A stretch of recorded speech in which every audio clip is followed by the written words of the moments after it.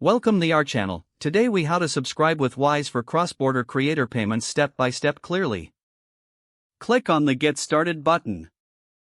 You will be prompted to create an account. Select the option for personal or business use, depending on your needs. Fill out the registration form with your email address and create a secure password. Check your inbox for a verification email from Wise. Open the email and click on the verification link to confirm your account. Log into your Wise account using your email and password. Once logged in, navigate to the account settings. Enter your personal details, including your full name and address. Next, verify your identity by providing the required documents, such as a passport or driver's license. Upload any additional proof of address, like a utility bill or bank statement, if necessary. Wait for Wise to review your documents, which usually takes a few hours.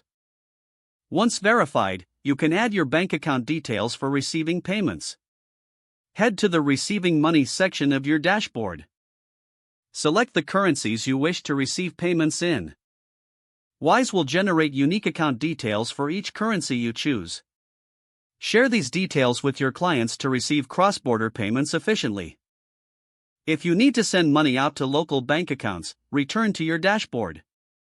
Select Send Money and enter the recipient's information and the amount. Review the fees and exchange rates provided by Wise before confirming the transaction. Complete the payment and track its status directly through your Wise account. You are now set up to use Wise for cross-border creator payments. If the page does not load, refresh the browser or try again in a private or incognito window. Make sure you are using the correct email address, then retype it carefully to avoid small typos. If your password is not accepted, use the reset option and create a new strong password you can remember.